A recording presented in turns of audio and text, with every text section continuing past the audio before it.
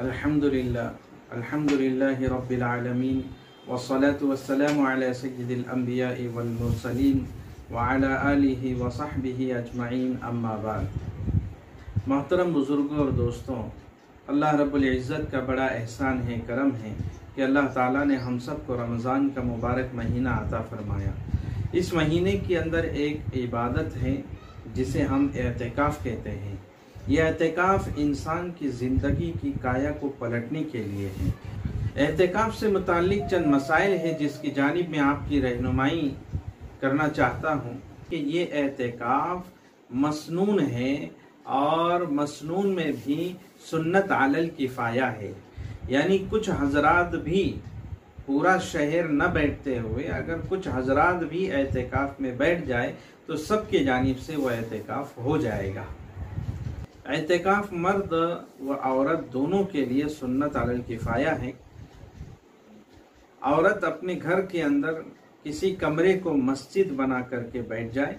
उस कमरे में बैठने के बाद औरतों को जमा करके बैठना, दुनियावी बातें करना, ये सारी चीज़ें जो हैं एतिकाफ़ को मकरूह कर देती है। लिहाजा औरत घर के अंदर किसी एक कमरे को एतिकाफ़ के लिए ख़ास कर दे।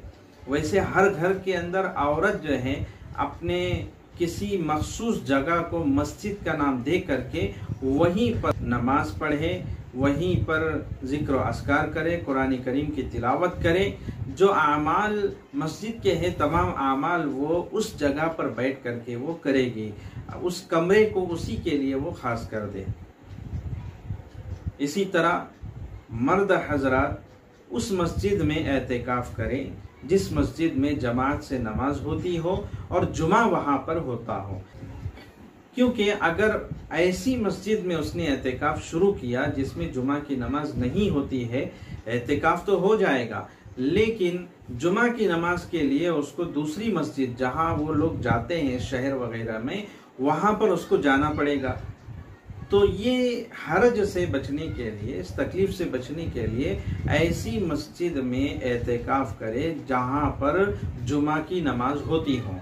अब अगर किसी देहात में से ऐसी मस्जिद है जहाँ पर जुमा नहीं होता, उस गांव में एक ही मस्जिद है, तो अब गांव वालों को चाहिए कि उसी मस्जिद के अंदर एतिकाफ़ करें और जुमा की नमाज के लिए शहर के अंदर किसी मस्जिद में जाए और वहाँ जा कर के नमाज पढ़ने के फौरन बाद जो है वो मस्जिद ही में जहाँ पर एतिकाफ़ चल रहा है वहाँ पर आकर के शामिल हो जाए।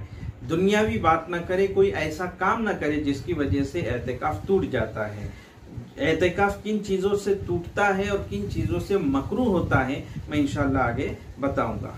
औरत से मुताल्लिक मसला ये है कि औरत अगर एतिकाफ़ में बैठी है और उसी दौरान उसको हैज़ व निफास शुरू हो जाए, उसके अय्याम शुरू हो जाए तो उसका एतिकाफ़ टूट जाएगा। मर्द व औरत किन हालत में एतिकाफ़ से निकल सकते हैं? मर्द और औरत दोनों तबई ज़रूरत के लिए एतिकाफ़ से निकल करके जा सकते हैं और जैसे ही वो ज़रूरत पूरी हो जाए वो फ़ौरन एतिकाफ़ में आकर के बैठ जाएंगे। जिसमें तबई ज़रूरत में जैसे पेशाब है, पाखाना है, नजासतों को दूर करना है, किसी बंदे को एहतिलाम हो गया तो वो जो है गुस्ल जनाबत के लिए जा सकता है, इसी तरह वज़ू करने के लिए जा सकता है, इसी तरह उसको उल्टी वगैरह आ रही है उसके लिए वो जा सकता है, बीमार हो चुका है, गोली दवा उसको लाना है, लाने के लिए कोई शख्स मौजूद नहीं है जो उसकी गोली दवा लाने में मदद करे, ऐसा शख्स भी जो है एतिकाफ़ से निकल करके मेडिकल जा करके दवा लेकर के फ़ौरन आ सकता है। इसी तरह खाना खाने के लिए डब्बा उसका अगर घर से आता हो तो वो निकल नहीं सकता उसके लिए, लेकिन डब्बा लाने वाला कोई ना हो, सिर्फ उसी को जाना पड़े तो फिर वो जो है घर से डब्बा लेकर के आएगा, ये फ़ौरन जो है वो एतिकाफ़ की जगह पर आ जाए।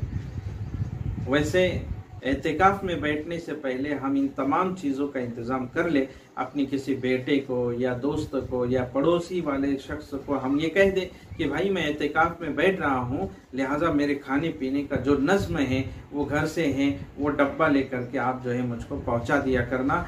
तो कोई भी इंशाअल्लाह आपकी इसमें मदद करेगा। اور اس طرح کا نظام بنا کر کے پھر جو ہے اعتکاف میں ہم بیٹھے۔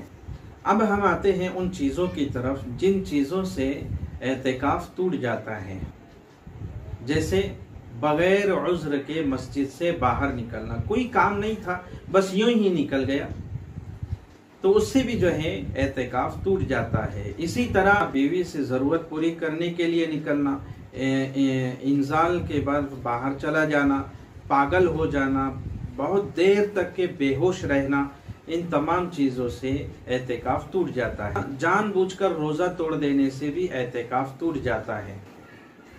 اب ہم آتے ہیں ان چیزوں کی طرف جن چیزوں سے اعتکاف مکروہ ہوتا ہے، جیسے اعتکاف کی حالت میں فضول اور لا یعنی چیزوں میں لگنا، موبائل پر گیم کھیلنا، موبائل میں لگے رہنا، موبائل پر مستقل دنیاوی باتیں کرتے رہنا، ضرورت کی باتوں کے علاوہ باتیں کرنا، موبائل کا بیجا استعمال کرنا، یہ تمام چیزیں جو ہے اعتکاف کو مکروہ کر دیتی ہے۔ فضول باتیں کرنا، اس میں دنیاوی باتیں کرنا بھی شامل ہے، اس سے بھی اعتکاف مکروہ ہو جاتا ہے۔ اسی طرح اعتکاف میں خاموش رہنے کو عبادت سمجھنا اور مستقل خاموشی میں اعتکاف کرنا، یہ بھی جو ہے اعتکاف کو مکروہ بنا دیتا ہے۔ اعتکاف توڑنے والی چیزوں میں ایک اور چیز ہے کہ اگر کسی شخص نے وضو کیا ہوا ہے دوبارہ وضو کرنے کے لیے مسجد سے باہر جانے سے اعتکاف ٹوٹ جائے گا۔ اعتکاف کو مکروہ کرنے والی چیزوں میں یہ بھی ہے کہ انسان جو ہے بیڑی، سگریٹ، تمباکو، گٹکا کھانے کے لیے جو ہے بار بار اعتکاف کی جگہ سے نکل کر مسجد سے نکل کر کے باہر جائے۔